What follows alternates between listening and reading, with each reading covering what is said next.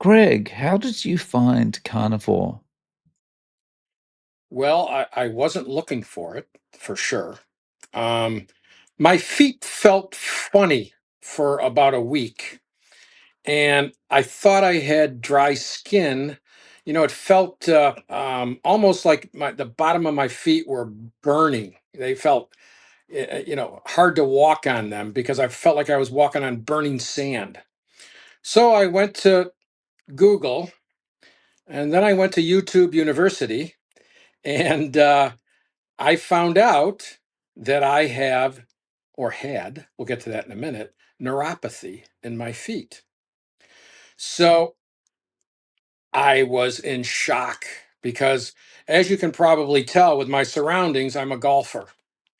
And if I can't play golf, I went to college, I got a golf scholarship, I played on the high school team. And it's my all my friends are golfers, and I got a great group of friends, and it's great exercise. And what would I do? I mean, everything I've done my life, besides things for my family, was based on, can I play golf? I started out my career and I was going to be an optometrist, and I figured out they're going to be inside all day, so I can't do that because I want to play golf. So I decided to become a salesman at first. So based on my golf. Now, I was 70 pounds heavier at the time. So losing weight was not my goal. I mean, of course I could lose weight, but my goal was to get rid of this neuropathy. And the only thing I found was carnivore. I mean, everything else was take this drug, take that drug, you know. By the way, I'm 60. I'm going to be 69 next week. I am on no medications, and I'll tell you that story in a little while. Okay, nothing.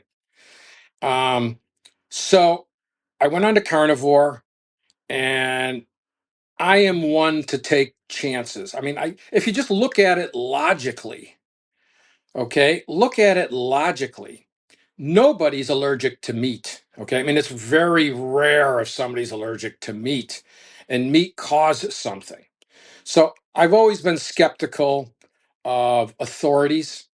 So I don't trust the words that come out of people's mouth unless I validate it. Okay. Trust but verify. And so I went on carnivore. I wasn't, as I am today, wasn't as strict as I am today, because when you get going, you really don't know what to do. You listen to the way everybody eats, and actually, I tried your dish a couple of weeks ago, and I really like it. Scrambled eggs and ground beef. And it turns out ground beef is actually my favorite meal, uh, ahead of ribeyes. Okay, really, I mean, I really like ground beef. I probably eat that 5 days a week. So I started out. Um, I cut out vegetables immediately, even though I was a big vegetable fan. I was a big have a salad every day fan, you know. But I ate bread, and I'm an amateur cook. Okay, so that fed into it pretty big. I make my own pizza dough, my own pizzas. And I was at the time working on getting a pizza oven outside, so I scrapped that idea. Um, so I went on carnivore, and my cheat was I would I go to Aldi's in town here, and I'd get either ham or beef, deli meat, and then I'd get a cheese and I'd wrap it up and I'd eat those, okay, if I was in a pinch. And I was eating 3 meals back then. I'd eat eggs and bacon in the morning. I'd eat something, a hamburger or something at noon, and then I'd do the same thing for dinner. Now I'm down to 1 meal per day because, as you know, and those of your listeners out there, if you're not on the diet, you're never hungry. I mean, I had a challenge later on eating enough. I mean, I wouldn't eat enough. I'd eat a half a pound of ground beef, and I was full, so I had to force myself to eat more at a meal than I normally do. And I can eat more, and I don't feel, in 2 years, this started 2 years ago, I've never been stuffed. In America here, we've got Thanksgiving Day, and everybody eats so much on Thanksgiving that everybody's passing out afterwards. That hasn't happened to me in 2 years. So, the most difficult part of this was the social aspect of it. I'm very social. Golfers normally are very social. I'm just a social person. Of all of my, I've got 4 brothers and a sister, and we are a social family. So it, I felt pretty uncomfortable in the beginning, but now I'm very comfortable. I always eat before I'm going somewhere. Even if we're going out to dinner, well, I'll check the menu and if they've got something, and I don't eat that late, so I've got to eat something ahead of time to handle that. But it's okay now, and everybody knows, and they know even if we're going to a dinner party, you don't cook for me, okay? If you have cheese there and some meat, I'm fine, but I don't even tell them that, okay? I know I'm fine. But everybody, our close friends know exactly what I'm doing. So, in 2 years, well, actually, after a year, I lost the 70 pounds, came off, and my neuropathy.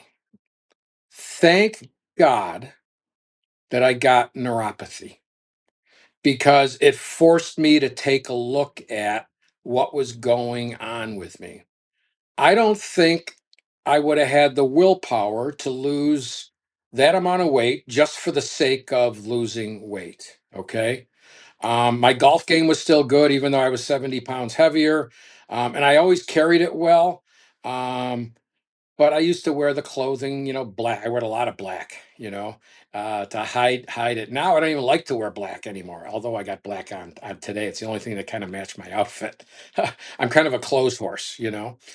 So I had to get rid of all my clothing, all my golf clothing. If you know anything about dry cleaners, they've got these rolling Z racks. I had 3 of those Z racks full of shirts and pants, and those aren't even the shorts. So I went through. I had to get rid of almost everything, and my favorite stuff I took to my seamstress. She works out of her house, and she took in a lot of things for me. So now my neuropathy, and it's even improved in the last 6 months. I never have any pain at all. I might know it was there because probably the nerve endings that are damaged. I feel it. It still feels like sometimes like I've got a dry foot. The skin is dry on the bottom of my feet, but nothing like it was before. I was sitting in a recliner and put my feet up, and the pain was so bad, I had to put my feet down, and every 10 minutes I'd have to get up and walk around. And I looked at I looked at those machines. We've got this warehouse shopping place called Costco, and they had the machines once. Of course, the machines feel good, but they only feel good temporarily because if that's all you do, you're not going to get rid of your neuropathy. You know, there is no other way to get rid of your neuropathy, and I'm going to make a bold statement here, without the carnivore diet. I'm Mm, sure you can't do it on the vegan diet. And I look at a lot of vegans had converted to carnivore. I mean, that's a 360 switcheroo they did.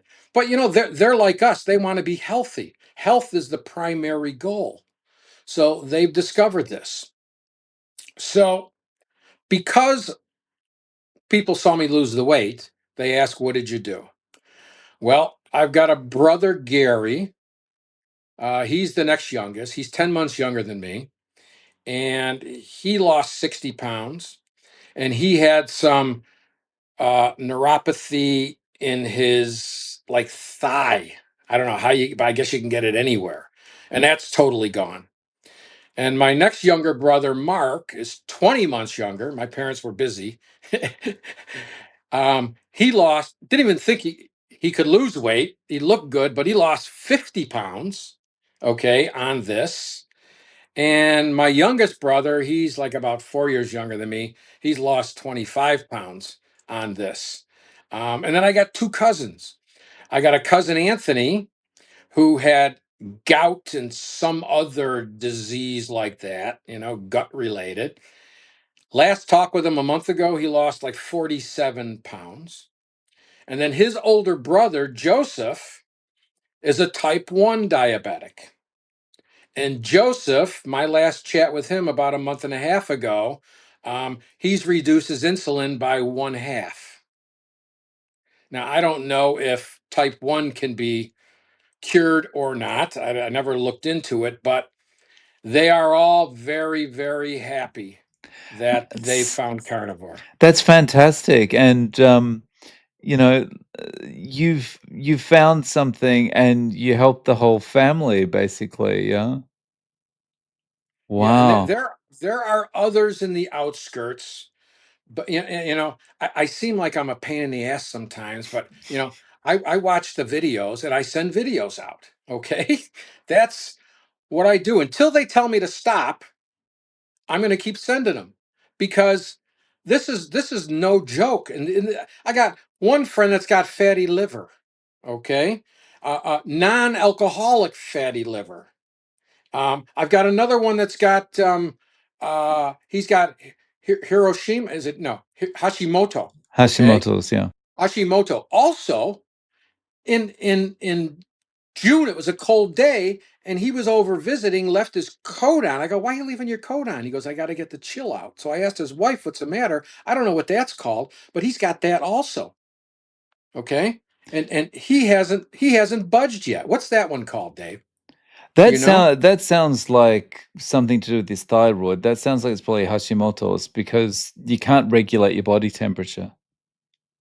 Yeah, he's had that for quite. If you were to look at him, thin, athletic, you wouldn't have any idea. But I noticed his eyes kind of couldn't open his eyes once, and I asked him, and that's what he told me. This was way before I got into carnivore.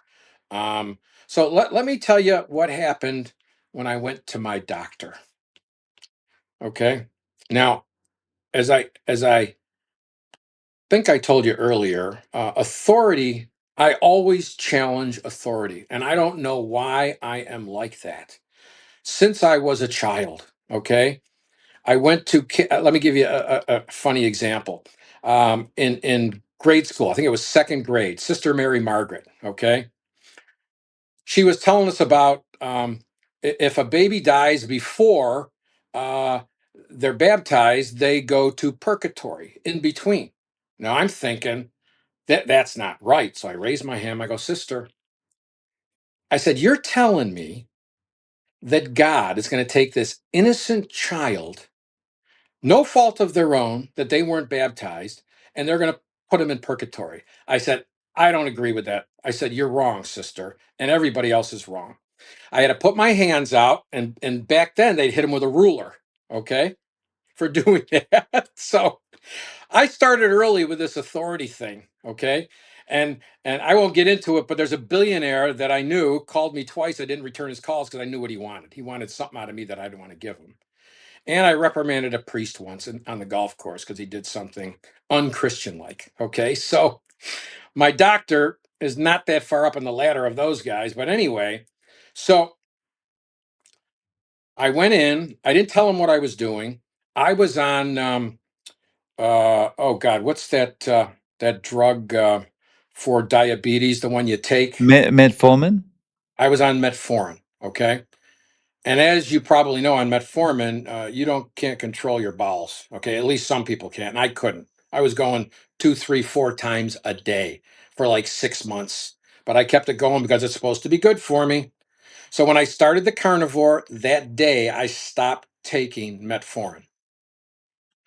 And it was about 5 months before I saw my doctor. I just wanted to do it. I knew how he was. So I didn't want to. I didn't have to deal with that. I wanted to go in successful. So at the time I went in, I think I lost 50 pounds by that time. And he saw my blood work, and he says, "Oh, my A1C was years before that, and I didn't even know what A1C was 10.1." And they didn't put me on metformin until a couple of years after that. So It was 10-1. So he says to me, "You are no longer a diabetic. Your A1C is 5.6." Okay, in 5 months I did that. So he goes, "What did you do?" I said, "I'm not going to tell you, Eric. I've had him for 15 years." And I said, "I'm not going to tell you, Eric." And so we go on about halfway through. He goes, "You got to tell me." I said, "Eric, I'm not going to tell you." He goes, "Why not?" I go, "Because I know how you're going to react." Okay. And we get close to the end. He goes, "You got to tell me, Greg." I said, "Okay, I'm going to tell you. But here are the ground rules. I'm going to tell you, you're not going to be happy. And I know how you are. And you're going to say something that I don't like. And I'm going to snap back at you. And you're probably not going to be my doctor anymore." I said, "Are you ready for that?" He goes, "I am." So I told him, I'm on the carnivore diet. Before it barely came out of my mouth, he says, "Do you know meat stays in your body for 2.5 to 3 weeks before it comes out? It hangs out in your colon and everywhere else." Okay. I said, "Let me ask you a question," because I was prepared. Okay. I said, "The colonoscopy I had a month ago." He goes, "Yeah." I said, "How'd that come out?" He goes, "Good." I said, "Let me ask you a question. When I get ready for the colonoscopy, they give you Gatorade and they give you the X-Lax and all that stuff." I said, "When I'm done there, is everything out of my body?" And he knew where I was going. He hesitated. I go, "Eric, was all that crap out of my body?" He goes, "Yes, it was." I said, "Gee, the next day I had ground beef and then I pooped the following day. How do you explain that?" And then he went off on me. I don't remember. It was so bad. I mean, he was like yelling at me. "You're going to kill yourself. This is so wrong." And da da da da da. Okay. So there's no talking to him when he's like this. So I had to get one last shot in. Okay. Because I was really pissed. I mean, pissed. I said, "Eric, you are an effing," and I didn't say effing. I said the word. "You are an effing disgrace to your profession. You ought to get out now or go back to school and learn this stuff." How did he take that? Oh, he wasn't happy. We ended it and he sent me a note that he dropped me as my patient, dropped me as a patient.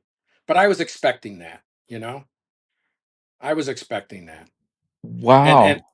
yeah, and we have my wife and I have friends that are doctors, okay, and we have these dinner parties, and one of the a baby doctor, okay, and he said to me,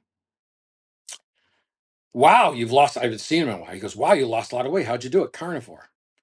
He goes, "Studies show," okay, and then I said, "Who funded those studies?" He goes, "Don't go there." I said, "That's exactly where I'm going." And then I put my finger in his stomach. I go, "It looks like you gained a little weight."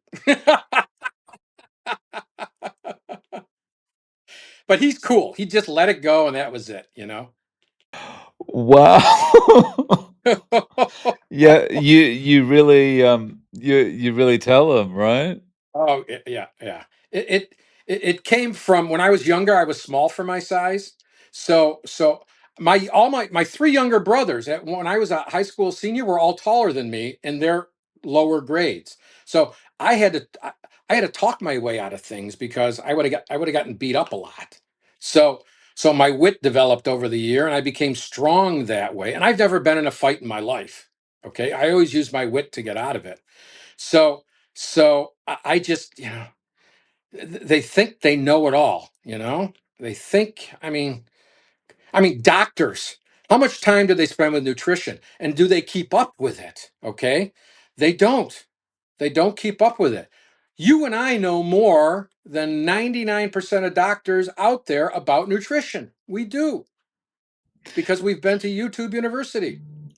Yeah, it's quite shocking when you realize that there's no real continuing education for this, and probably the continuing education the doctors do is really about keeping up on what new drugs can we prescribe. That's it. That's absolutely it.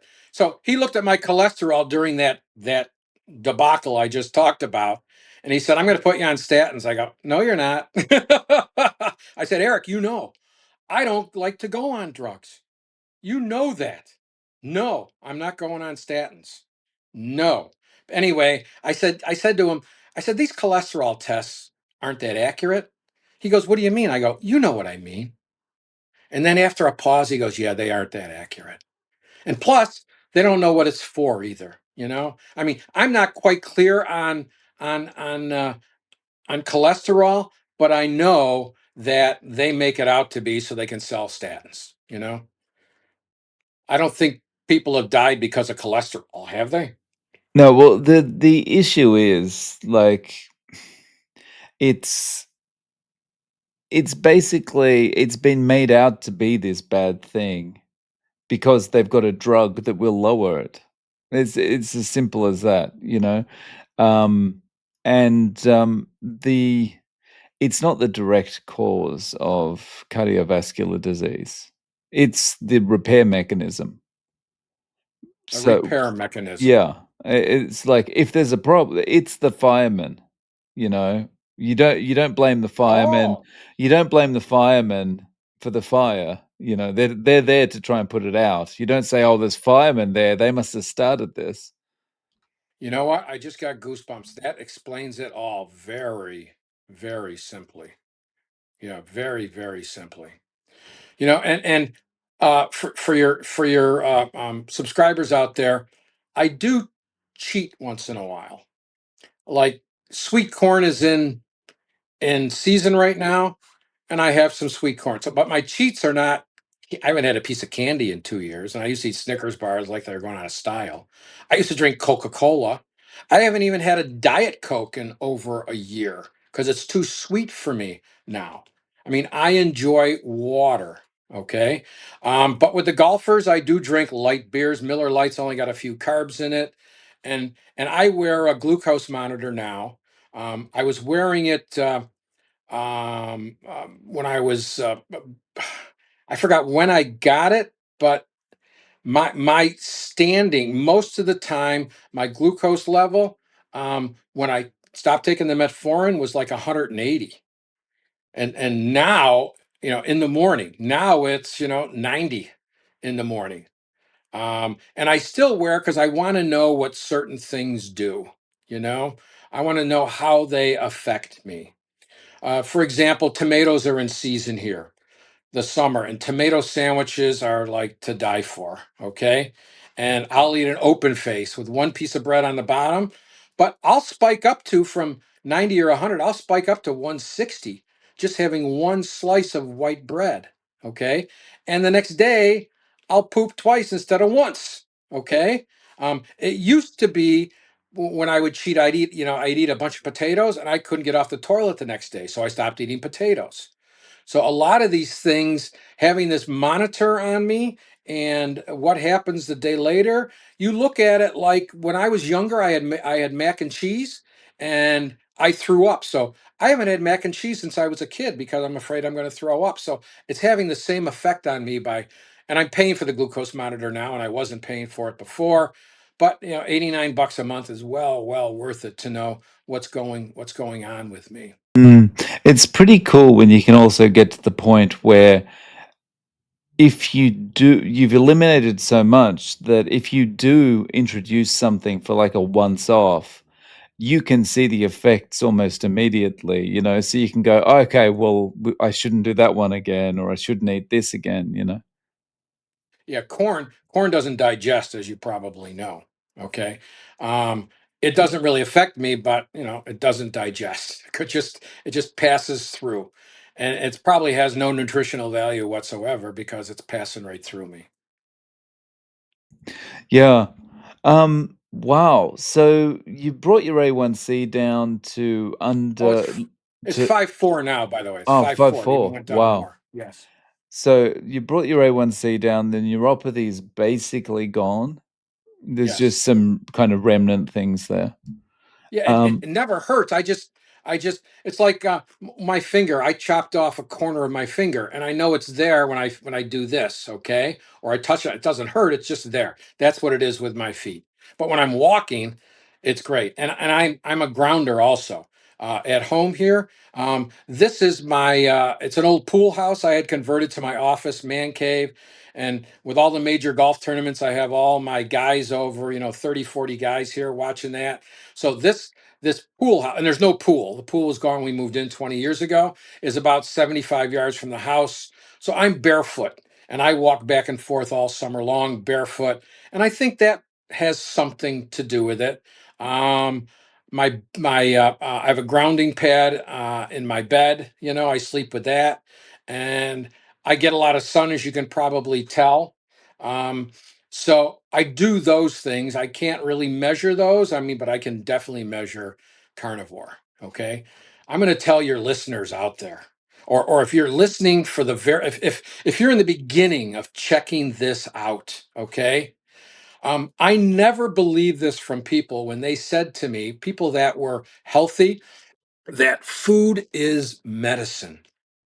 Man, is that so true? If you eat the carnivore way, you will find out quickly. I mean, it took me a while, but I've been watching your videos. Some people in a week or two, things subside. So if you are watching, if you're in the beginning of your journey, the very beginning of your journey, watch a boatload of these videos. Watch everybody you can on it and just give it a try. Okay. It's going to be awkward socially. Okay. You're going to be sick for the first week or two. Some of you will be. You will get through that. But man, the benefits you're going to get and the energy. Okay. I thought because I'm 60, going to be 69 years old, you know, 2 years ago when I started this journey, that I'm just tired all the time. I thought because I'm old. But let me tell you, I got just as much energy as I had when I was 35 years old and early and younger. Okay. I mean, I got boatloads of energy. And I've always had my own businesses since I was 23 years old, and I'm in the process of starting another business at 69 years old. I've got so much energy, and I don't know what to do with myself. I just can't putter around doing nothing. I got to go at it, you know? that's really cool. I mean, and that mirrors what I feel myself and what I've heard from other people. It's like you get this energy because that you want to do things, but coupled with that, you also don't feel anymore like, well, I'm just moving towards retirement, or I'm just moving towards, being more sick or something like that. It's finally like the gates are open. I can do anything now. Absolutely right. I mean, I know I'm going to be healthy and I'm going to live out being healthy. I know that now. It's a knowing.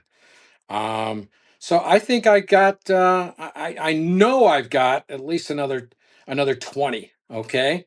Maybe 25, maybe 30 years.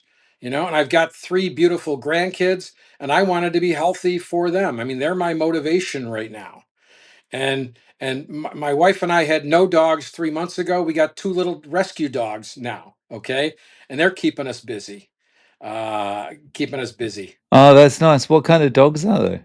Well, the first one we got 3 months ago is a Chihuahua, full blooded but rescued. Mm. And the next one, my daughter lives in Charlotte, which is about a 12-hour drive from here. And her husband and three kids at their boat launch, they saw a little Chihuahua min pin, and it was roaming around. Took them 4 days. They went back to get this little sweetheart, and my daughter said, "Dad, can you take her?" And I said, "We'll think about it." And my wife's going, "This one needs a little friend," so we ended up grabbing her, and it's been absolutely wonderful. And they keep you going too. You don't get dogs so you can walk them. You get dogs so they walk you. That's right. Yeah, but, it's another good way to use that energy, right? But Yeah, I've got an absolutely. important question. Has anything happened with your golf game? Like, is there any have you know did you notice an improvement in anything with that? Well, you're not going to like the answer because losing 70 pounds screws up your swing. Because your swing was a certain way. And this happened to me. I had a hip replaced 20 years ago, and while I was playing with a bad hip, I was playing really well. And then when I got the hip replacement, then I had to swing differently because my swing got used to that. So my swing got used to me being a fatso. So I'm almost back. Okay. Last year I was really, I'm almost back. You know, I've had glimpses of my former self. So But even though it must be frustrating kind of that you almost got to retrain yourself, it must feel good to be 70 pounds lighter out there. oh, my golf outfits now, because I'm a golf fashion guy. Okay.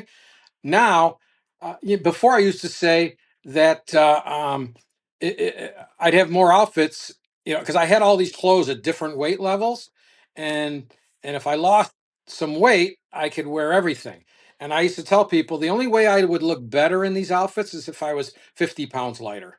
But now I'm 70 pounds lighter, you know, and you couldn't see my belt buckle, you know, before because my fat hanging over it, and now you can see my belt buckle all the time. So I would never trade not conducting my life this way with carnivore to go back so I could have a better golf game. That doesn't make any sense whatsoever. I'm very happy with where I'm at, and part of my mission has always been I'm a very, as you can probably tell, I'm a very straight shooter, and I'm very optimistic.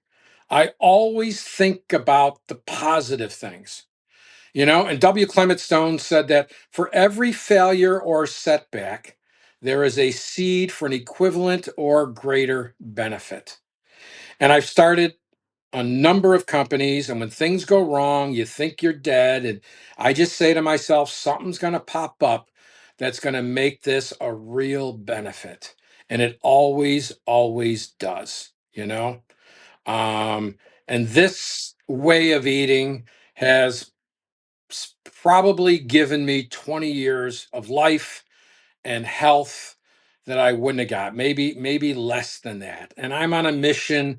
I mean, I'm not afraid to share. I'm not going to say it unless somebody asks me, okay? But then I won't leave them alone. Okay? Even though I'm a pain, and I tell them in the beginning, if I become a pain in the ass, just tell me and I will stop. If not, I know what your situation is. I'm going to send videos based on that. I mean, I still watch, I get up early. Um, I watch an hour or two of health videos every single morning, you know? And I want to get reinforced. So it's no time to stop watching you, okay? It's just the beginning. Because you can pick up one little thing that somebody says, okay? Maybe just a meal they have or how they handled it. And if you're still in your journey, I'm only 2 years in, you pick up a thing here, pick up a thing there, and it makes this easier for you. And it gives you tips and ways you can help other people, you Uh, know, with this. and I think one of the words you used there is reinforcing. I think that is really important, you know, because it can be isolating, you know, if you don't have, if you're going out to meals and whatever where everyone else is eating in a normal way. Um, and it's just being able to watch a video and go, oh, they're having success with this too. And it just kind of steals your resolve. Yeah, absolutely. And I'm fortunate that I've got three brothers that are doing it. You know, I'm very fortunate because I can't stop doing it. And, you know, I get this question often, you know, after I'm all slimmed down. And these are people that I haven't talked to about it or anything. And I tell some people, you know, I just no carbs, no sugar, which is the truth. Okay, no carbs, no sugar. Um, are you going to continue? They're going to go, are you going to continue this way of eating? You've lost the weight. And I go, why would I stop? Your body's going to regulate. It's not going to lose any more weight than it has to. If you're eating the right, if you're eating your fat your fat. I got a quick story on fat. Did you want to say something, Dave? No, go ahead. Okay. I was stuck at about 50 pounds I've lost. And I still know I needed to go more. Okay. By the way, I weighed 260 and I'm 190 now. Okay. So I And was stuck at how 50. how tall are you? Now I'm 5'10". Okay. So I forgot what I was saying.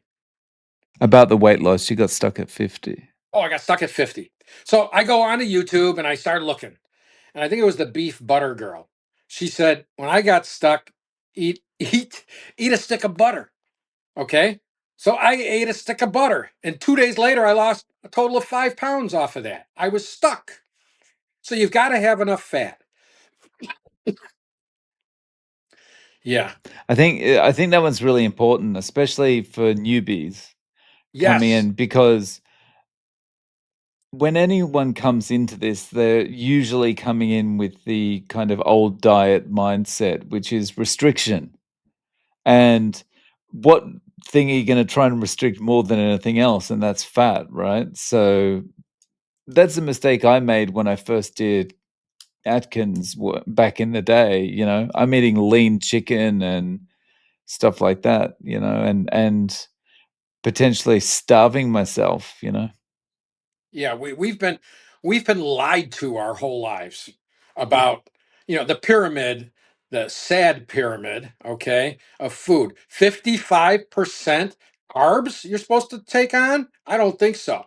And then saturated fat is bad for you, okay? I mean, we've been lied to. And all my golfing buddies, when we go out to dinner, okay, everybody gets steaks. And I usually don't because I'm full by then. I'll eat all their grizzle, okay? And they joke about it. Greg eats the fat and the grizzle, okay? Boys, it's delicious and it's good for you. It's very, very good for you, you know? That's fantastic. Um, Greg, if you were recommending how to get started to someone, would you recommend jumping in cold turkey or transitioning in slowly? Well, I would ask them first, how do you eat right now? Okay. And if they're a big salad person, that's how my cousin started. He ate meat and salads. Okay. He just put olive oil and vinegar on it, a romaine salad. He said he had to have a salad with it. And that's not going to hurt you, I don't think. Okay. I don't know enough about it. Oxalates and all those other things. I haven't really got into that yet. So if they don't like salads, I would say, okay, do you like deli meat? Do you like deli cheese? Do you like cottage cheese? Do you like sour cream? So I snacked if it's 7 at night, I'm a little itchy before. I used to dip it in some sour cream and then I'd put it in cottage cheese and I'd eat that a couple of spoonfuls of that and that satisfied me. You don't put on weight doing that. So I would say you gotta eat meat. I mean, if you're a fish person, eat fish. I'm not a big fish, and it doesn't satiate me at all. Okay, um, beef satiates me the most. I used to eat chicken, but I don't. So I say eat chicken. Eat the skin on the chicken. Well, I don't like the skin. Well, I say get over it. Okay, it's good for you. That there are a lot of things that maybe you didn't eat as a child, but get over it and try it. It's good for you. Okay, that skin you eat, that fat you eat is good for you. It's not bad for you. And then I'd say just go along those ways, okay? And you'll start to lose weight. I mean, I lost weight doing the cottage cheese and doing the rolled up tuna or the rolled up meat. And somebody will say to me, "Well, that deli meat's not good for you. It's got this and it's got that." I said, Okay, go back to eating Doritos then. Okay, what's better for you, a bag of Doritos or some deli meat? Okay, deli meat comes out way ahead of that deal. So that's what I would tell people. Definitely. Um, so Greg, if people want to reach out to you, is there any way they can get in contact, or do you have any social media? Yeah, I do. I've got a couple of YouTube channels, not carnivore channels, unfortunately. I'm a dry cleaning consultant, so I got that. And I got another one I did to help seniors. It's kind of, I'm not doing it anymore, but they can still get a hold of me. Actually, you know what? Have them just email me at gregcolosi@gmail.com. So my name is right there. You all see it at gmail.com. It's fairly easy. And let me know you watch the show, and I'd be happy to chat it up with you. No worries. I'll put your email in the show notes. Greg, thank you so much for coming on and sharing your story. I really appreciate your time. And Dave, thank you for keeping on doing all these interviews. Okay, I heard somebody say, and I've never counted, like 1,200 interviews, and you are on my feed 2 or 3 times every single day, and I watch at least a portion of one, and a lot of them all the way through because your thumbnail intrigues me to watch those. If I can find out something new about it, just keep doing it. Okay, just keep doing it, no matter what. I'm sure you're getting a lot of good feedback, but just keep doing it. I mean, it's so great to see these interviews. If you see one person saying it, it's one thing, but if you see a ton of people doing it, it's different. It's a lot different.